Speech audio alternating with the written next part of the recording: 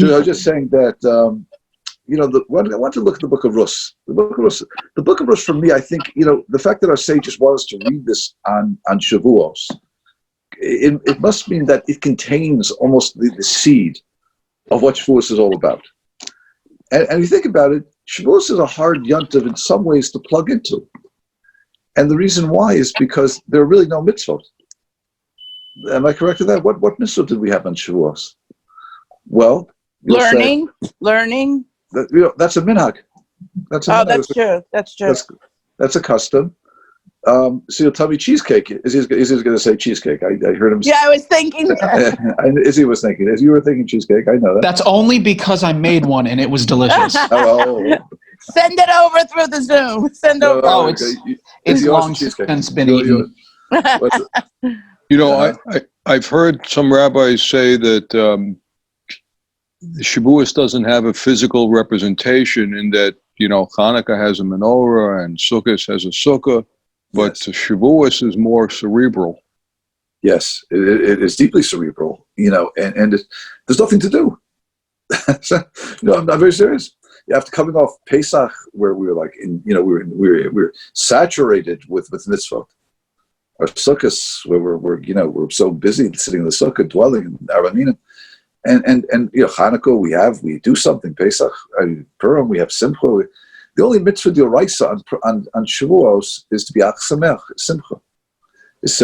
But it is one of the Shalosh Regalim. Shalosh Regalim, right? There was a time like the other three Regalim where we would come to Yerushalayim and we bring Bikurim. True, there's mitzvahs Bikurim, which is associated with Shavuos. And the truth is, the Yantav in the Torah is called weeks. It's called Shavuot, weeks. It's not even given a name as Matan Torah. We define it when we daven. We say Zman Matan Torah, the time of giving the Torah. But that's what the Torah calls it. The Torah calls it the culmination of the weeks. Now we understand that the Torah was that was also the date of Har Sinai, so that's part of it.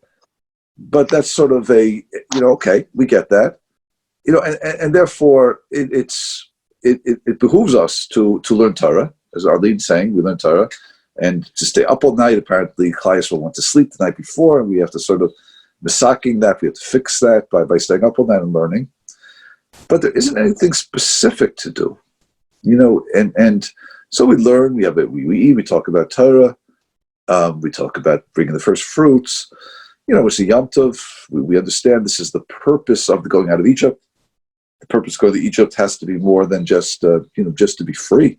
Purpose has to be to elevate us, to be free spiritually, and only through the Torah do we have that freedom. As it says, Al Tikre Charus, that when the word for Charut, when 10 Commandments are written on the stone, Charut means engraved on the stone. So in Pirkei Avos says, Al Tikre Charus, El Cherus. The word Charut means engraved on the stone is the same three letters as Cherut, which means freedom. So freedom. Oh, Rosa, good, welcome. So freedom is really, the fact that we have Torah now, something's engraved on the stone. Now we have real freedom. It's freedom from the Yetzer Hara, freedom from being a slave to our bodies, having the ability to overcome things that really enslave us in the world: false ideas, false ideology, physicality. So there's all those concepts which, as George rightfully said, are very cerebral. And we got to do a little bit of mental acrobatics. Not that contortionist, as Arlene would say, right? It doesn't take real contortionism. It doesn't take a good word. It doesn't take to require contortionism to get there, but it takes a little bit of mental work, to define. Well, what are we trying to achieve here? Freedom. We're trying to achieve purpose. George? Yeah, hi, George. About maybe 30 years ago, I was at a Shavuos Tikkun with Reb Shlomo Kalbach, Avas Shalom, and he said during the Tikkun, the gates are open, and that this is a very opportune time for divine requests. Yeah, I agree with you. It's no question. It's an enormously elevated spiritual moment, and it's the giving of Torah. There's something. This is national revelation. There was nothing ever like this in history, which was God appeared to mankind, and not just to one person. He appeared to the entire nation, which is the Jewish claim. They're called national revelation. So, this is certainly something to celebrate. And again, when we cycle there spiritually, we're not just arriving at the date, we're arriving at that spiritual moment when Torah was given. So if that is the moment when God opens up Shemayim and reveals himself, as George is so aptly pointing out, imagine what type of opportunity that is for connection, and divine request and showing Hashem what our commitment is and how much we love his Torah and what we want to become and how much aid we need from him to make it happen. There's no question. It's all that come together. But, where I wanted to kind of focus a little bit, the question is, so amidst all this, our rabbis have us sit down and they have us examine the Sefer Rus, and somehow Sefer Rus seems to be almost like the, well, what's it doing here? What's it doing on Shavuos? At the same time, I feel it is, our rabbis a lot want us to read on Shavuos because it defines for us the whole really meaning and purpose of what the Yom Tov is supposed to be about. And it's really that idea I wanted to explore a little bit today, this morning.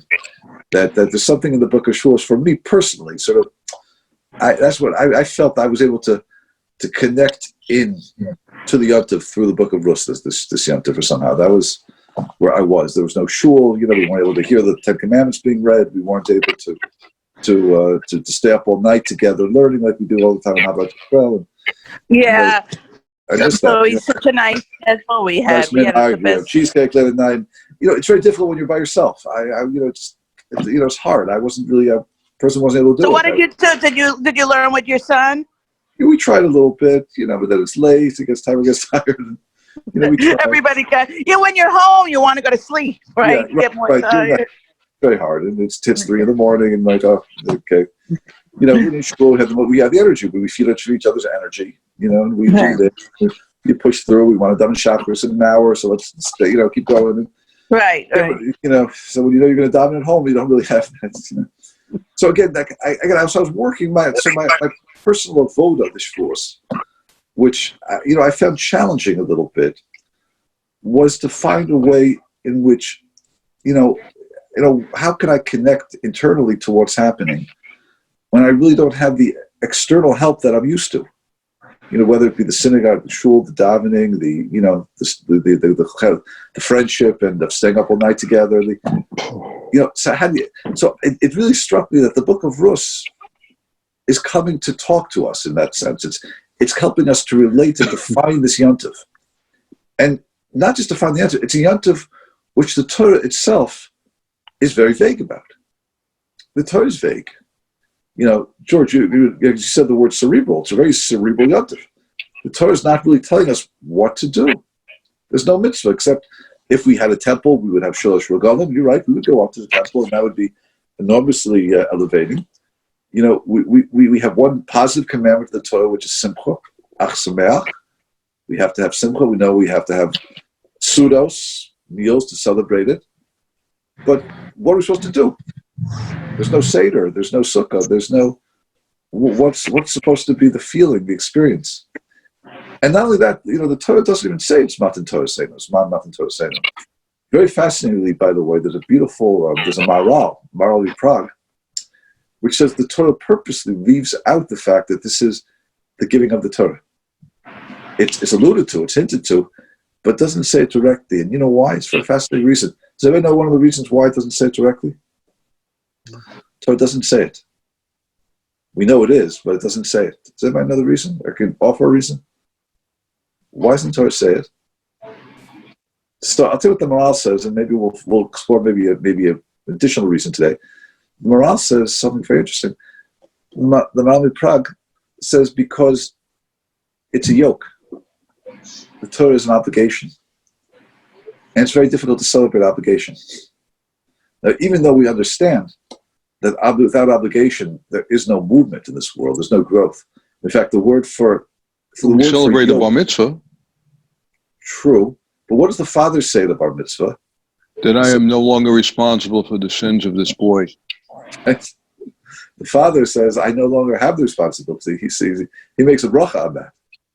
The boy doesn't make a bracha on the responsibilities taken on. We celebrate his ability to become. We're really celebrating his additional neshama. What happens is the neshama is completed on the 13th year of a boy's life, and for a girl 12. Now we're celebrating this opportunity. But with that opportunity comes obligation. Now, it's interesting. The word for yoke in Hebrew, in English, what does the word yoke mean? Yoke is a yoke is something you put on an ox, and you take that 2,000 pounds of raw energy, and you're able to utilize that raw energy for something productive. That's a yoke. A yoke, you put that on the ox, and the ox pulls the plow. Without the yoke, the ox is just pure energy without direction. It's wasted energy. So what is the word yoke? And how do you say yoke in Hebrew? The way you say yoke in Hebrew is ol. Ayin vav lamed. Ayin vav lamed. Ol. What? And the root of that is ayin lamed. Can anybody tell me another root, another Hebrew word that shares the same root as ayin lamed? Ola. Ola, to make aliyah to Israel, to go up, to ascend. El al means to the al, to the sky. Ol for yoke means to go up, like the word ola. You get an aliyah to the Torah or an aliyah to Eretz Yisrael. So what's the purpose of a yoke? It's to take potential and bring it upward. Isn't that beautiful? That's a yoke. That's an ol. That's really what an ol is all about. The Torah is an ol. It's a yoke, no question. It takes our potential, it takes what we have inside ourselves, and directs it and channels it, so we should be able to create a human being which is at its highest level, comparable to take our Tselem Elokim, our divine image, combine it together with his body, and produce a being which is greater than the angels.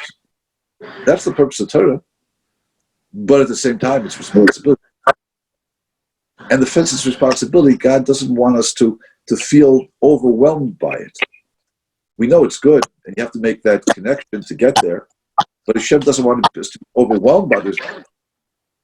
And therefore, purpose of the Rabbi says, doesn't write explicitly in the Torah that this is Man Torah Seinu. Man Nothing Torah Seinu. You hear that? It's very fascinating. The yoke of Torah. It's such a negative word in English, isn't it? Yoke. Who wants a yoke? You want a yoke on your back? But in Hebrew, it has another meaning too, but it might be colloquial. Oh, what does that mean? He yoked him and then he robbed him. He yoked him. Means like he strangled him, like yes, yes. Yeah, about yoked and grabbed him, like Yeah, because that's the yoke. That's what the yoke does. It grabs you and holds you and controls you. It controls the ox, right? But without controlling that massive amount of power, the ox's energy wouldn't be valuable. It would just be running around the field. It's 2,000 pounds of productive energy. So So that's the vision. That's what Torah is supposed to produce. But the Torah leaves it out, and it leaves it out for that reason that the Maharal Mikrak says. And very fascinating thing. Hashem is concerned about us. Again, is he? You hear that? Hashem is concerned about us. He's always interested in our emotional relationship to something. Don't be overwhelmed by it. I'm not going to write it explicitly. Work together to understand how good it is. It's going to elevate you. But you're right. It comes with responsibility, and those responsibilities are good. But it's difficult sometimes to celebrate responsibility. So therefore, it's hinted to, it's alluded to, and you have to almost come to that recognition on your own to say, yeah, this is Man Torah Seinu, and I'm willing to take this on. I'm willing to embrace the responsibility of it all. Okay, so let's. So I think therefore our sages gave us, or asked that we read the Book of Rus, because the Book of Rus is really going to define the Yontif for us. Again, who wrote the Book of Rus? It was written by Shmuel HaNavi. And when you read the Book of Rus, there's no mention really of Shavuos, is there? I mean, granted, it's the harvest time, which is the harvest time which precedes the harvest of Bikurim, the spring harvest, which leads to the first fruits, which is all about Shavuos. It's true.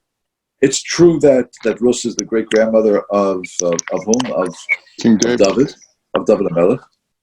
That's true. So there's an aspect of kingship there. What I guess it's true. What else about the Book of Rus that are just sort of obvious? I don't know. It's a book about chesed, no question. It's chesed. In fact, our sages say that. Yeah, George. The fact that Ruth was a righteous convert, originally a Midianite, and Moabite. Moabite. Yeah. And right. And she gave her the throne. Correct. Yeah.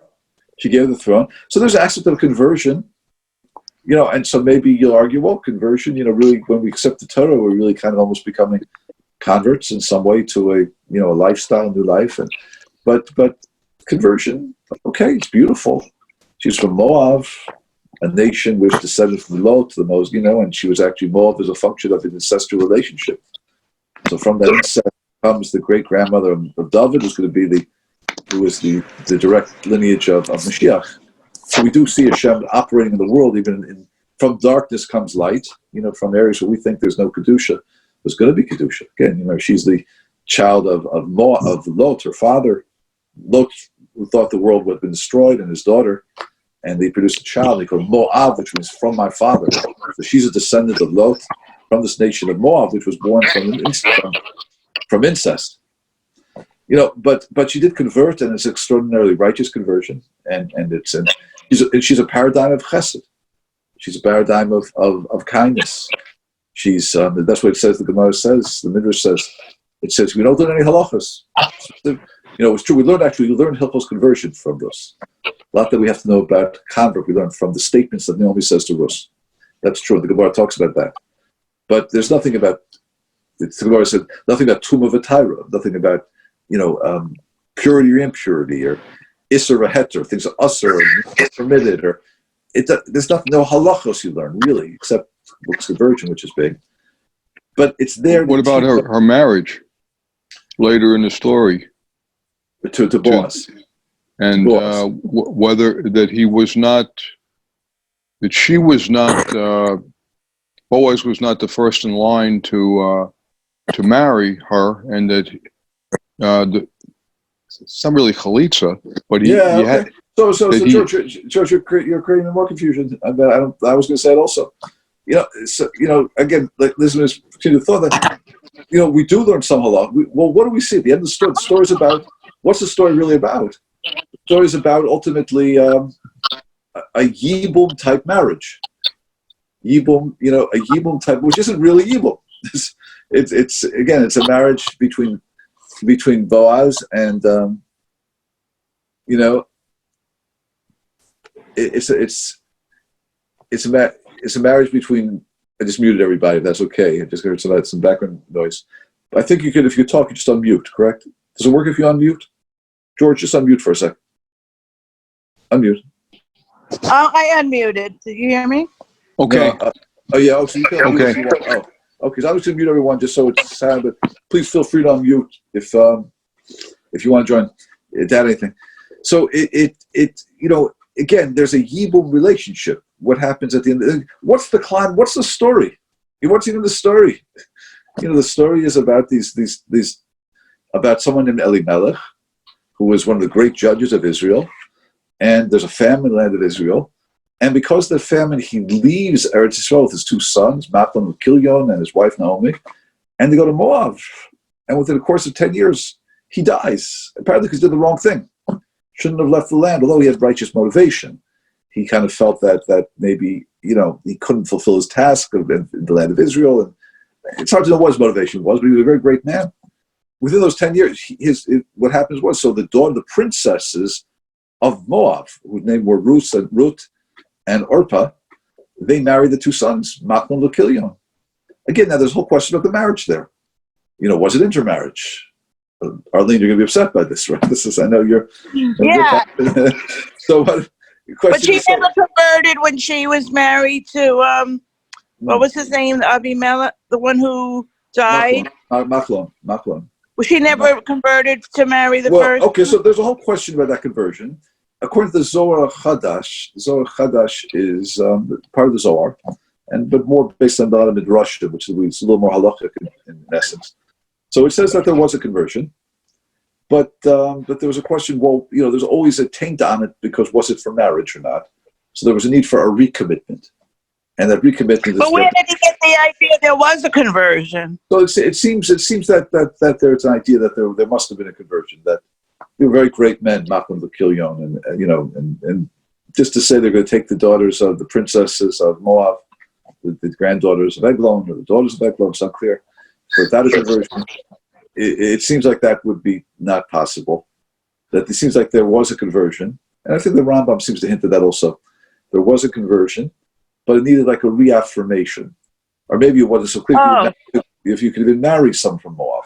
So it's a whole debate back and forth. Yeah, but can the Jews marry anybody from Moab? You can marry the women. That was concluded. Not the men. Yeah, but knowing that they came from an incestuous religion, how many generations was it wasn't the incestuality that God forbade the men from Moab. It was the fact that when we were in the Midbar, we passed their territory, and they wouldn't come out to give us bread and water. But the incestuous relationship, but that was before the Torah was given. Was it still forbidden? I believe Shiva Mrs. B'nai Noach forbids that. Oh, okay. Yeah. So we already had that in the world. So but the reason that Hashem forbade the men to marry to Moab, because when we passed their territory, they refused to give us bread and water. And that type of cruelty was indicative of a trait which was so in opposition to what God wants the Jewish nation to be. Okay. But it says the women apparently wanted to go out to get bread and water, but the men stopped them. Oh, interesting. Okay. So it didn't affect the women, it affected the men. But at the time of Rus, the Sir Rus, that halacha was either forgotten or unclear. And that's why when David was born 2 generations later, because David, we know it says, was the great-grandson, because Rus had with Boaz, had Oved, and then they had Ishai, and then David, which is the end of the book. So David is the great-grandson. There was a whole question about David's ability to be king, because maybe he was from Moab. He was challenged. So it says the Beis Din of Shmuel had to paskin and say, no, it was always the halacha was the women are allowed, but the men are not. So there's a whole question of lineage. And in fact, even Yishai, his father, was concerned for that, and Yishai wanted to have a child that wasn't tainted with the brush of Moab. And there's a whole question of how David was born. That is, you remember that story? We did it together one time of Nitzevet. Nitzevet was the mother of David. Her name was Nitzevet. Yeah.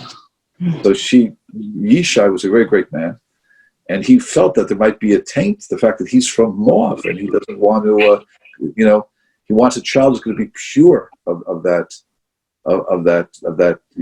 anything. So he decides to divorce his wife, and he's going to have a child with his maidservant, Shivcha. And then what he's going to do, he's going to free them, and by freeing them, they become Jewish. And as being Jews, they're like completely born anew without any taint from the past, completely convert, completely born anew, and therefore he'll have a seed, he'll have a descendant who is totally freed from the brush of Moab. But what happens was this maidservant was very righteous, and she tells Nitzevet about it, and so there's the old switcheroo, the famous old switcheroo. Another switcheroo. But Yishai doesn't even know that. The modesty of the moment from these people, didn't even know that it was actually his real wife. And so that's when Nitzevet conceives. And therefore, they were shocked by it, because everyone thought that Yishai had divorced her. And then all of a sudden she is with a child, so they assume that the child must be a mamzer, must be born, out of an illicit relationship. Not that she had divorced her, that he had separated from her, so she was still a married woman. But everyone knew that Yishai had separated from her, so who is this child? It must be she had an illicit relationship, and therefore the child is a mamzer. And that's when David was born. They mocked him and said that he was a mamzer, and they separated from him and put him out of the field. And David talks about it to Hillel, how he, how he just, had this, what despair he was in. But of course, what happens is that when he's appointed to be the Melech, it's revealed that it was really from Nitzevet, and how righteous Nitzevet really was, But the fact that even Yishai wanted to produce a child who was freed of the taint of Moab means it wasn't clear if one was even allowed to marry into Moab or not. But the Beit Din of full Paskin had said it applies only to the men and not to the women. Therefore, Rus' marriage to Boaz was totally legitimate, was totally fine. And of course, David is absolutely, there's no taint him off. So, again, what happens in the story? The story is really about this woman, Rus, whose husband dies. His name is Machlon. And now Naomi wants to go back to the land of Israel. Naomi had been a very rich woman, wants to return to a place where she's going to, in poverty. She comes back to Beis Lechem. People look at her and says, "That Naomi?" And she says, "Don't call me Naomi, call me Mara." Naomi means pleasantness, but now my life is so bitter. Mara. Hashem has been treated me with bitterness, with harshness. And then so Rus has to resort to gathering the leket. Leket is what falls behind the thresher when he's harvesting his field. And as a Jew, we're not allowed to take the leket. We have to leave it for the poor. So Rus goes to the field and she has to pick up leket. That's where she was spirit. That's what she was, economically. And Boaz, who is the judge of the generation, his name was Ifsan of Boaz, he notices her and sees in her extraordinary acts of righteousness, sees her modesty, sees her honesty. Talk about it in a moment. And then Naomi says, he's actually a relative of ours. How is he related? He is not, it's a very interesting relationship. He's Naomi's first cousin. Naomi's Elimelech, he's Elimelech's nephew, and he's Naomi's first cousin. Elimelech was actually the son, according to some opinions, the son of Nachshon ben Aminadab, who was the one who jumped into the Yam Suf in the Red Sea. Interesting. Nachshon ben Aminadab, that was Elimelech's father. And Elimelech's brother, had a daughter, I think that was Ploni, had a daughter, which was Naomi's. He married his niece. And Boaz was the son of another brother of Elimelech. So Naomi and Boaz were first cousins. So Naomi says to Rus, maybe he could be your redeemer. It wasn't a redeemer. Redeemer is interesting, that we know in the Torah that every tribe was given in a land, a portion in Eretz Yisrael, that's supposed to remain in the family. And if you have to sell it because of poverty, it's a mitzvah of one of the other relatives to redeem it, to bring it back. So, that's Rus has this idea that Naomi has an idea maybe Boaz will be that redeemer. Naomi also has an idea that maybe Boaz will marry you. Now, why should Boaz marry Rus? What does that have to do with anything? So we know there's a mitzvah in the Torah about Yibum, as George was pointing out. And Yibum, in its classical sense, is a commandment that says that if there are two brothers and one brother dies, it's a mitzvah on the other brother to marry the wife and have children. That only means that there are no children. There's neither boy nor girl. It's a mitzvah l'hakim shem achiv, to establish the name of your brother. So again, if a brother dies childless, it's a mitzvah for one of the other brothers to marry his wife in what's called a yibum relationship, yibum marriage, in order to build the family back up, to rebuild the seed that was destroyed. Now, the Torah talks about it as that between brothers, that's between brothers. Well, Boaz is the brother of Machlon. Boaz is a first cousin of Naomi, Machlon's mother. Like, what's that all about? So the Ramban says something very interesting. The Ramban says that in Klal Yisrael, we had a tradition that, although really the Torah talks about yibum between two brothers, for another relative to step in and say, I'm going to choose to kind of rebuild your family with you, that was also considered to be a very meritorious act, or something which was done. And therefore, it's similar to yibum. It's not yibum actually, but it's similar to yibum. That same responsibility to say, I'm going to take that role and say, you don't have a husband, his name is going to be lost, there's no seed from him. Let's see if we can bring him back into the world through this marriage, so to speak. In fact, it says, according to the Zohar, by the way, the Ramban says that the product of that relationship is the dead husband. He comes back in a different body. That's the Zohar. It's a Gilgul, reincarnation. That's if the brother is married to somebody else, does he also have to marry the widow? What? Does he have to take the widow as a second wife? He could. Yeah, he could. Does he have to though? If he's married, he has the mitzvah. The mitzvah of yibum, I should say it like this: the mitzvah of yibum falls upon him. However, he could break it with something called chalitza. Right. But he could also break it if he's single. He could break it if he doesn't like her. He could break it for any reason. Yeah, you're right. You don't have. In fact, today we don't do it. We haven't done it in 1,000 years. But it's because George. Because the reason there's an actual ritual. Chalitza, the ritual, yeah. Yeah, he laces up a boot and spits on the floor. Right. She takes off his shoe. Chalitza means removal. She's chalitz na'alav. She has to remove his shoe, and she spits by it and makes a declaration that says this man does not want to build the house of his brother. That breaks that bond the Torah already put in place, which attached, so to speak, the brother-in-law and sister-in-law together. That bond needs to be broken. Once that bond is broken, by the way, it's forbidden for him to marry her.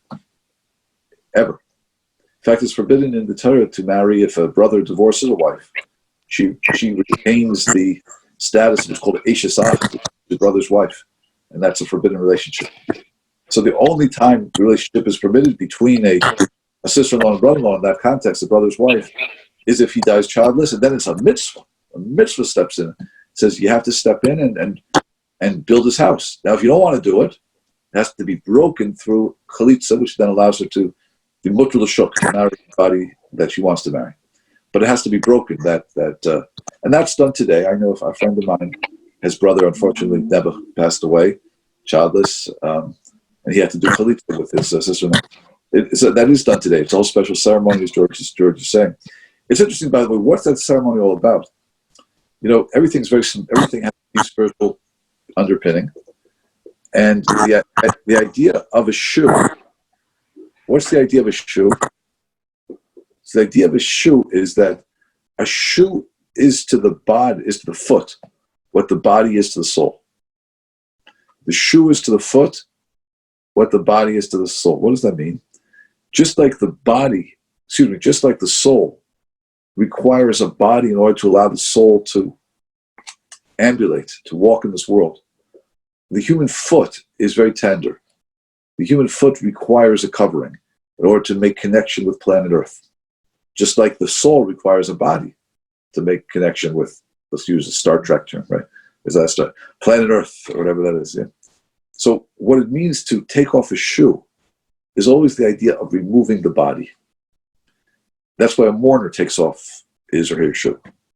Because the mourner is saying to the deceased, just like you no longer have a body, I empathize with your pain that you lost that body.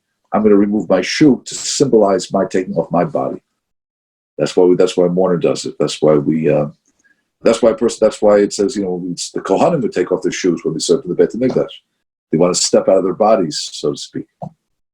Just something very interesting. If you go to Poland, I take all those trips to Poland. So we always go to Majdanek and Auschwitz, and one of the most moving, shocking, I should say, exhibits is the shoes, especially in Majdanek, because they're not in Auschwitz, they're under glass, the museum. In Majdanek, which is just outside Lublin, the shoes are just piled there, about 30,000 pairs of shoes. And there was a time when I remember 5 years ago, you could just touch them. Now you can't do that. Now they put a barrier. People were stealing them or touching them, who knows. But to see 30,000 pairs of shoes, that belonged to 30,000 people. But there's this whole idea that the Germans took our shoes. Like what do they want our shoes for? They have to give us these wooden clogs to wear. Like, can't they wear those for our shoes? So it's part of the torture. But there's something very fascinating. Or Chaim, there's something very interesting that one of the reasons why Moshe Rabbeinu was told to step out of his shoe when he encountered God at the burning bush is God says to him, if you want to understand me, if you want to understand this experience, you're going to have to disconnect from your body. You're going to have a perspective which is from the soul. Otherwise, you're not going to understand me. That's what God's saying to Moshe at the burning bush. Take off your shoes.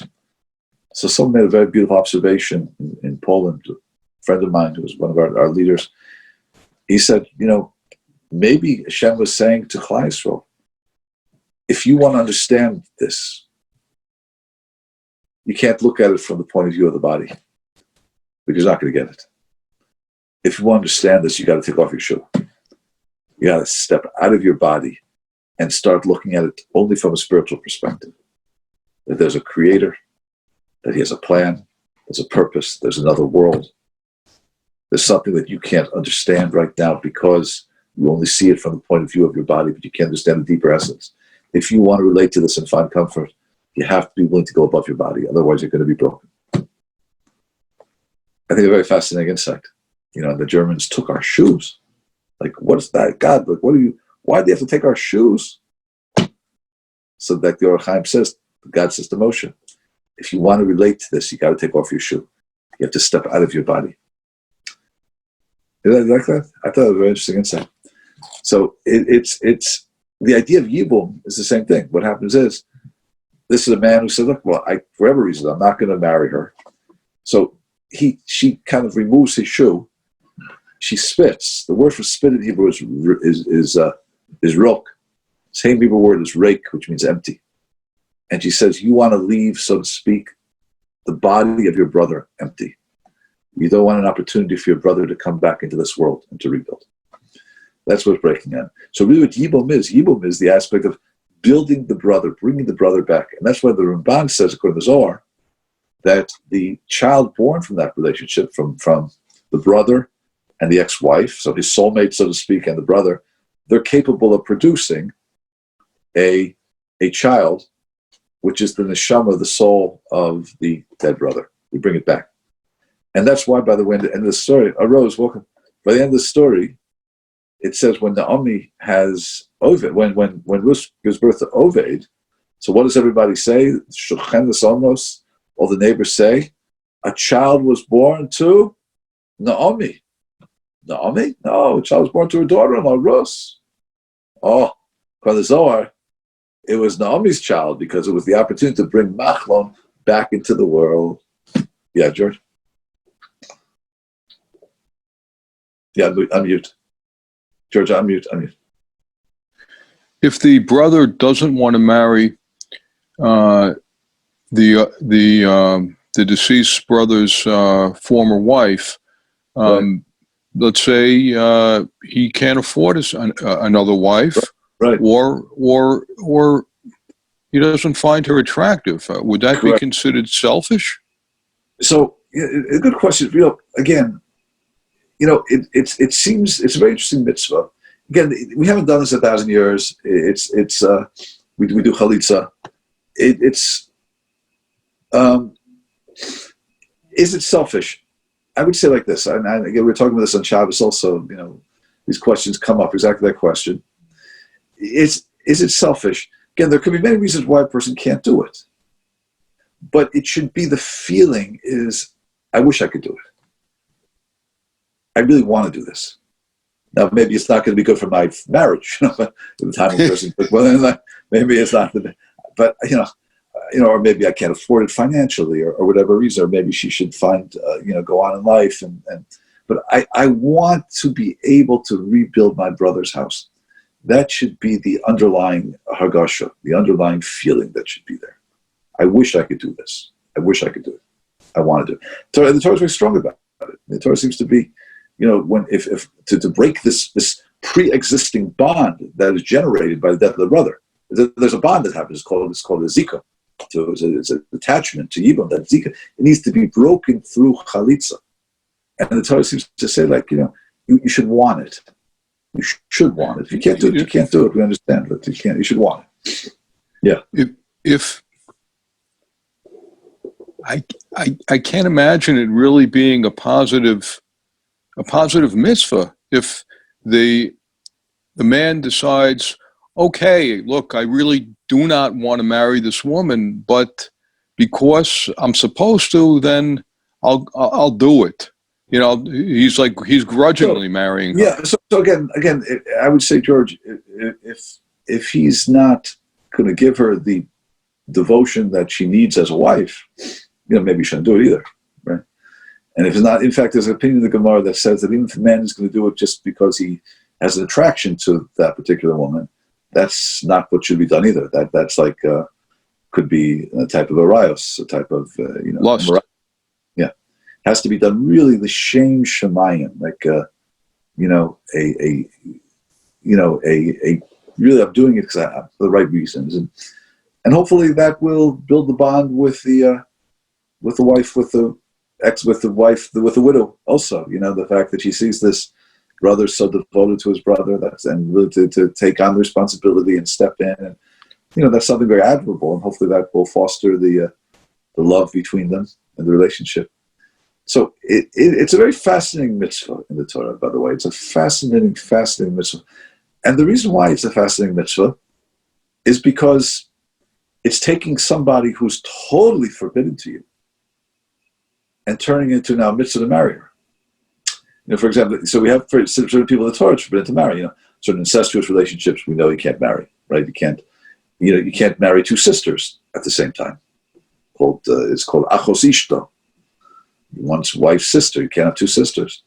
And if a wife dies, you can marry her. You have something called eishes ach. Eishes ach means the wife of one's brother. Again, the wife of one's brother is a forbidden relationship. And if he were to divorce her and you're single, she's forbidden to you. Forbidden to you. She's as forbidden to you as a sister. But what happens if that brother were to die, God forbid, without children? All of a sudden, the forbiddenness, so to speak, falls off, and now it's a mitzvah to marry her. And it's a halachic categorization of asi derchelosas. It's a very big sugi in Yevamos, daf, the first whole, 7-8 tafim of Yevamos deal with that. It's a very fast asi derchelosas. It's a fascinating sugi, fascinating area of understanding. But it's taking something which is totally forbidden and now becoming totally permitted. It must mean there's an underlying principle in this mitzvah which goes beyond which requires a depth of thought. And that's what a depth of thought. Now, if you go back to the story of Rus, what's the story? What's the story? What's the plot? What's the movement? What's the apex? What's the denouement? Am I saying that correctly? We know everybody's short stories. They build towards an apex. Mazal, am I correct? They build towards an apex, and then there was called the denouement, where it goes downward and resolution. A good story has that. It has to have climax. It has to have tension. It has to have then resolution. If you don't have that, like Megilat Esther it's a story, right? It's a story of Esther, and it's a decree of destruction, and it's going to the king, convincing the king, and then everything that you thought would happen to the Jews happens to our enemies. It's tension, climax, resolution. What's the tension, climax, resolution in the book of Rus? What's the story? It's all about a woman who's a princess, a beautiful conversion, following Naomi to land, poverty, righteousness, true, I buy that. And then it seems the whole climax of the story is Boaz agrees to marry her in this quasi pseudo Yibum type relationship, because he's not a brother of Machlon. I saw a comment, by the way, Mazal, you mentioned, you said something there that one of our Mazal just asked me a question that said, it's both. But the question was that this child is the continuation of Boaz or it's a continuation of Machlon? Answer is both. It's Machlon, so to speak, being brought back into the world. He is that child according to the Zohar. So it's a continuation, so to speak, of his seed. The fact that there's going to be a perpetuation of him in the world still. At the same time, it's a continuation of Boaz, because Boaz is the physical child of Boaz also. So it's both. It's a good question. But so what's the movement in the story? The movement seems to be that, Ruth does something which seems to be almost a little bit brazen in some ways. She goes out where he's sleeping by the threshing, by the threshing floor, and comes in what looks to be almost like a little bit of a degree of immodesty, but of course it's seduction. She conducts herself with enormous modesty and suggests to him that he will be the Redeemer. And he agrees. Naomi instructs him. instructs her to tell him. Instructs her, yes. Yeah, right. And he said, well, look, he doesn't touch her, but says, there's someone who comes before me, and it's Tov. I think he's someone the uncle should do it before him because he's a first cousin of Naomi. Only has an uncle who should do it. His name is Tov. That person refuses or says, I can't do it. That person is referred to in the story as Ploni Almoni. They go to the elders. Well, it means they go to the elders, to the gate, which means to the Beit Din. But that person who doesn't want to do it, which is Elimelech's brother, which is named Tov, he's called at the end of the story Ploni Almoni, which means Mr. Anonymous. Like the Gemara says, Ploni Almoni. In other words, as if to say, you had an opportunity that was lost to you. And he kind of walks off the stage of history. Boaz steps into it and becomes the great-grandfather of David HaMelech and ultimately Mashiach. So it's interesting that Boaz agrees to this. Now, Boaz, it said, had just lost his wife just a short time before. And so he turns to her and says, do you want to marry? Why would you want to marry me? I'm an old man. And he must have been significantly older, like 40 years older or something like that. And he dies, according to the story, right after. Immediately after he does die, and of course, but then Rus conceives by that union and is able to produce Oved, produce Yishai, produces David. But that's the whole story. So what's the story? What's the story? What's that? It's also rags to riches. Right. There's a lot of lessons in the story, but what's the story? And why is this so significant, to be read on Shavuot? That's the question. I know I spent 45 minutes here just creating the question. But do we have suggestions? That's the storyline. What does it have to do with Shavuot? Why? And what's the movement in the story? What really is the apex of this story? I mean, structurally, maybe like you mentioned before, it's like we're accepting the Torah anew, like a convert, like your people are my people, like but then again, you said earlier that she's not really a convert because she accepted she converted to marry the first husband. Right. So she's not really converting. But at the same time, it's a good point. So right, that's the Zohar Chadashah said that there must have been a conversion. But now it's a recommitment to what she believes, which will really define was that conversion good or not. Because maybe it implies there wasn't a conversion. Right, which is interesting. It must have been, but the fact that she's willing to follow shows that there was. That Orpah, her sister, does not follow, indicates that conversion was questionable and interesting. Orpah is, by the way, the great grandmother of whom? Of who? Who's Orpah's great grandson? Who's Orpah's great grandson? Is it Shaul? No. Orpah, not Ophrah. Goliath. Not Ophrah. Ophrah has the talk show. Goliath, right? Orpah, right? Orpah is the great grandson of Goliath. Goliath. Excellent. Goliath. Who said that? Mazal. Mazal. Thank you so much. Mazal. Hi, Mazal. Hi. I have a question, Rabbi. So, sorry, I don't want to sidetrack you. So, with any of these marriages, it means that the child born is from the brother past, but also from the brother that's conceiving the child? Because I can imagine that the brother that's conceiving the child now then would be childless if the child is considered his brother's. Right. So, it's an excellent question. So you know, chat. It's both. In other words, he is physically.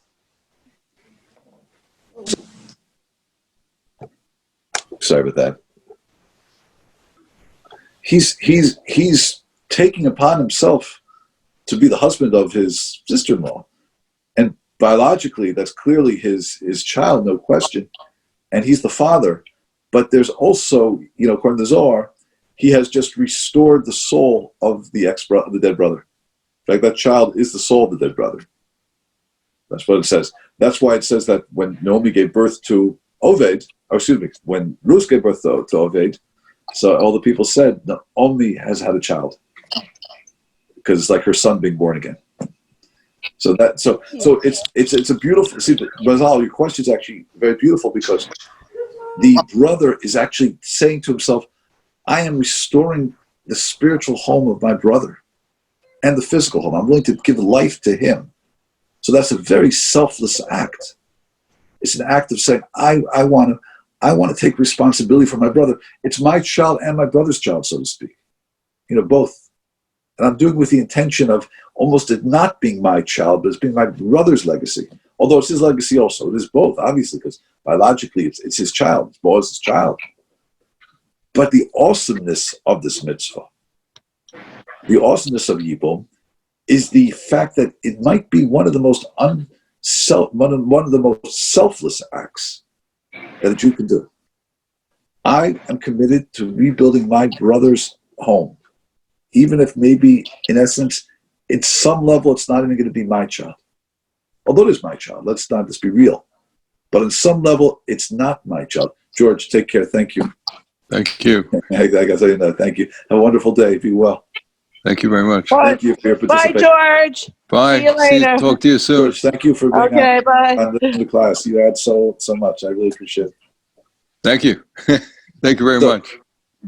So, Mazal, your question is really putting into sharp relief where I'm going with this class. Okay, thank you for your question, Mazal.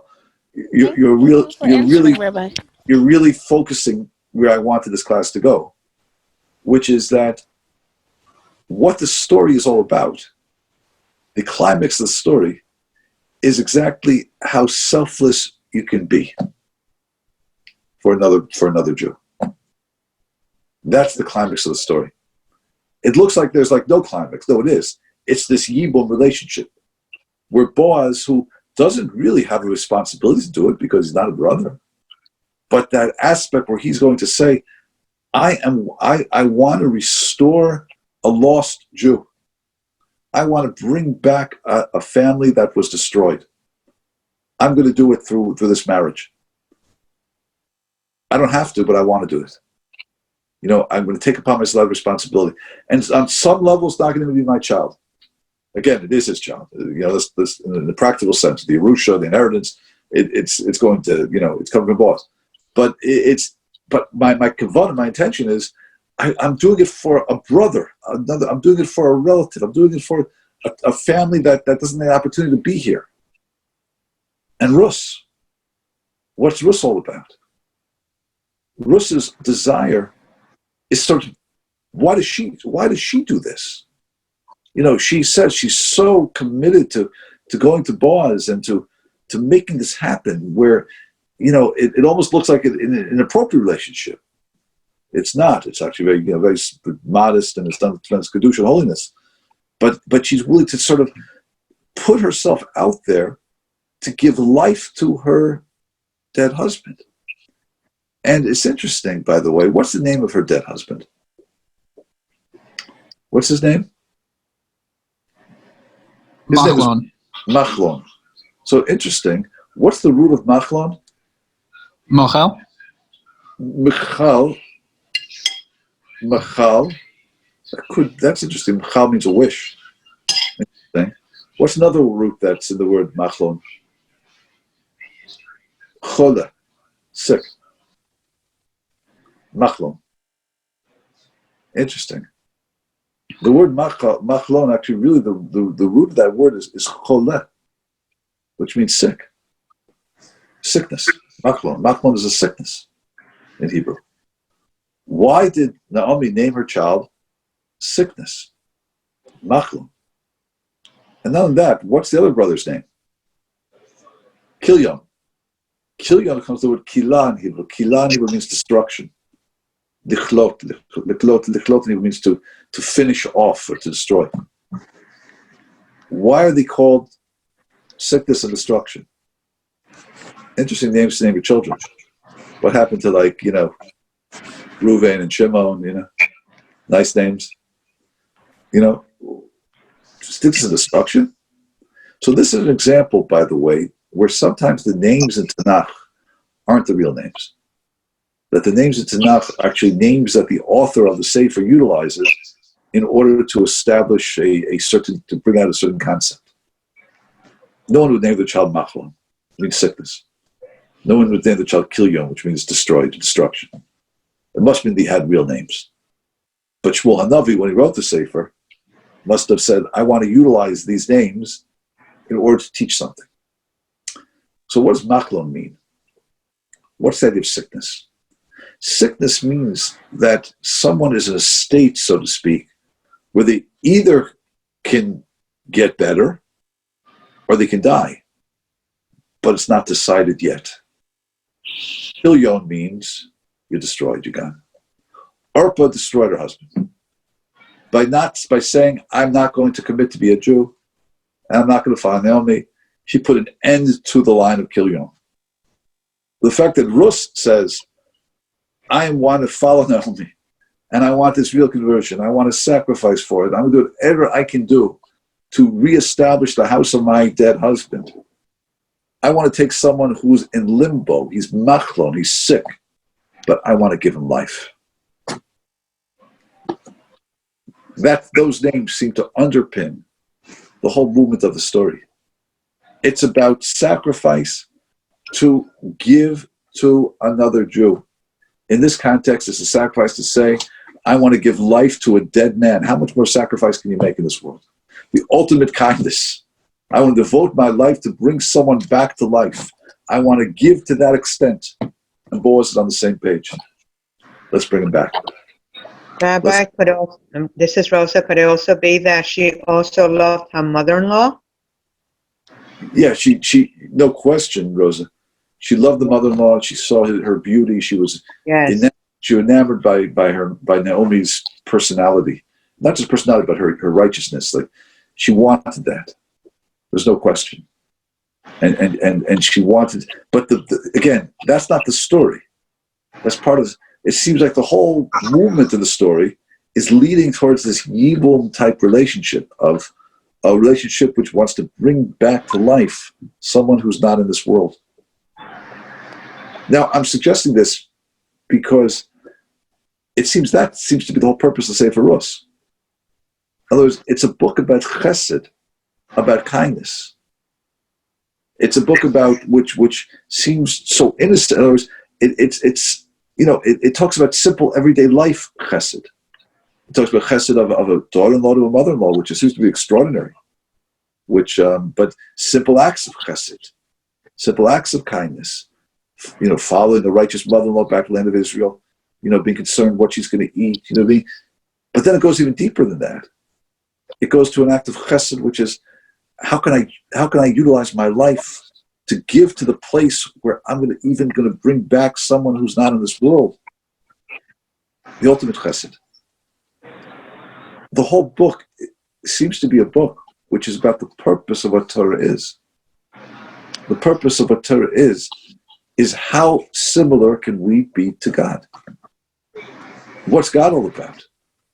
Mahu rachum v'ataruchum. He's compassionate. You have to be compassionate. Just like he's a meitiv. He's good and giving. We have to be good and giving. This is a book about how far a person can go in life to resemble the Almighty. And that's the purpose of Torah. That's what Torah is all about. The purpose of Torah is to lead us to a place where we develop ourselves to be as similar to Hashem as we can be. So it's no wonder that we read the book of Rus, right in the heart of Shavuos, because this defines really what the whole holiday is all about. It's saying, I just don't want to accept Torah. I want to transform myself through Torah. And what does that transformation look like? The transformation has to look like I'm resembling God. I'm going to be a giver to the nth degree. So this book defines it. This book is the purpose of Torah. And that's why it's so crucial. The whole movement is a Yibum relationship. That's the story. So you got to know the mitzvah of Yibum to understand that. Understand how deep that concept goes. Give life to a dead brother. The ultimate chesed, the ultimate kindness. Bring back someone in this world who can't do it on their own. That's what chesed is. And that's the crown jewel of God, and that's the crown jewel of someone who embraces God's word. And that's why I think this book is the ultimate expression of the holiday where we receive the Torah. And yet, if you read the book, everything is just so ordinary. Everything is just so commonplace. Little acts of kindness here, little acts of kindness there, an approach of kindness in everything. And the lesson being that that's what Torah is supposed to produce in a human being. Our everyday life is infused with the wisdom and vision of connection to God through kindness. That's the vision of it all. That's what Torah is trying to create in the mensch, in the human being. And therefore, it seems to be this is the reason we read this. We read this on the Yontif of Shavuos. Yeah, questions? So it's I'll tell you, there's so much more to say there, but I'd have to maybe we'll have to leave it there for now. But we should all merit to understand this concept, and to understand this is what God gave us a Torah, self-transformation. And that's the subtlety that we're after. That's the subtlety of Shavuos, this feeling of how could I transform myself to the Torah? It's a big moment, receiving Torah at Har Sinai. But there's no mitzvah really to do on the day, except to understand how do I make it part of my life? How do I really integrate it into who I am? If on the flip side, if I may just add just one more point that I wanted to bring out. On the flip side of the story is a woman named Orpah. And the word Orpah is from the Hebrew word aref, means neck, means the back of the neck. She turned her neck away from Naomi and so to speak, turned her neck away from God. She didn't follow Naomi into the land of Israel. Therefore, she's called this negative name, which means Orpah. By the way, Rus, means to be, Lirvot in Hebrew means to be saturated with mitzvahs.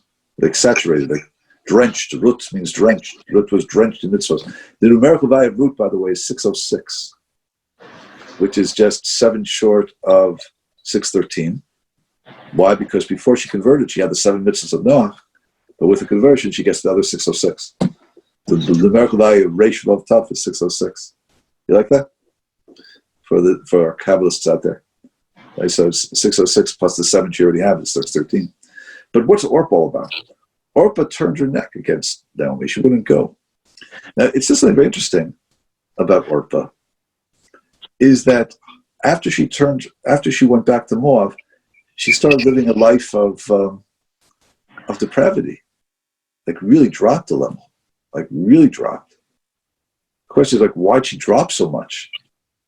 So I saw a very interesting insight that, while she was married to Kilion, she was sort of sustained by Kilion. She must have had a Shabbos table, must have been baking challahs, She was doing mitzvot because she was married to Kilion. On the assumption they converted, right? Must have at some level because Zohar Chodesh. But once she no longer, yeah. But once Kilion was no longer there, and Naomi's no longer there, she no longer had a foundation to really hold on to. And therefore there was an emptiness inside of herself.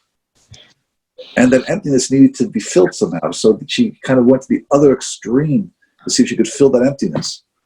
And so she dropped to a level of depravity, almost like drugs to fill an emptiness. That emptiness just had to fill that. I had something, but I lost it. I now need to bring it back again. So she dropped the level of the physicality into the debasement, and because she wanted to fill that void. So interesting idea. So I had an observation just thinking about it, and this sort of struck me. We started the conversation this morning in the class with this idea. The fact that our shuls we haven't had shuls, we haven't had the structure that we're used to of synagogue, of community. It's interesting that sometimes we feel that that's the engine that drives us. But when that's taken away, so where's our engine? What do we really have? What are we left with? When that was taken away from Orpah, there was an emptiness that she wasn't able to generate that from within. So she dropped down and just said, I got to find some way give me some sort of that emotional pleasure that I had before, and she went all off in crazy places. But I think there's a lesson there for us, and I think this quarantine speaks to it. Is our Yiddishkeit, is our Judaism being driven by the structure that's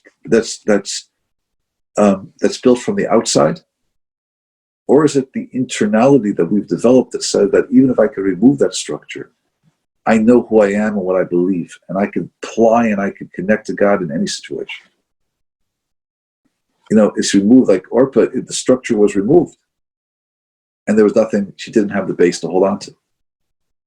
It's almost like God is teaching us right now, I'm removing the structure of your life. But, okay, how are you going to find the spiritual connection to me without structure? Who are you really on the inside? What have you developed about yourself? And Izzy, I was saying to you this morning, before we started the class, I think that's challenging, And I feel I understand my students better now. I relate better to my students. My students always tell me, Rabbi, like, it's so difficult before they keep Shabbat. And I always think, what's so difficult, Why is this difficult? Just develop that internal sense of what it's all about. It doesn't matter where you are and what you do, who you're around. He said, no, I need to be with the Shabbatones. We need to be with people. I need to be with friends. I think I have more compassion for that. I've developed a new level of understanding. I hope that I get that now.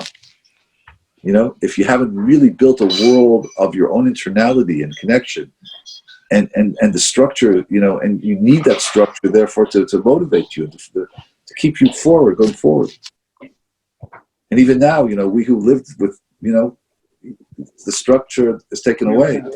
It's difficult work to say, well, what do I really believe? Who am I? So our students who haven't yet developed that inner world yet, of course they need the structure. And if the parents aren't keeping Shabbat, how difficult it must be for them. How enormously challenging it is. And I think this is one of the lessons Hashem is giving us right now. This is the Orpah lesson, I call it. The Orpah lesson. You remove the base, you remove the floor. Who are you? Who are you really? Okay, my friends, we'll stop there. Maybe we'll wish each other a good vach, a Shavua Tov. Shkoyach. And I look forward to continuing. Beautiful. Thank you, Rabbi. Thank you, Rabbi. You're welcome. Take care. Wishing you a wonderful week. And Shavua Tov. Shavua Tov. Okay, Shavua Tov, Rabbi. Okay, bye.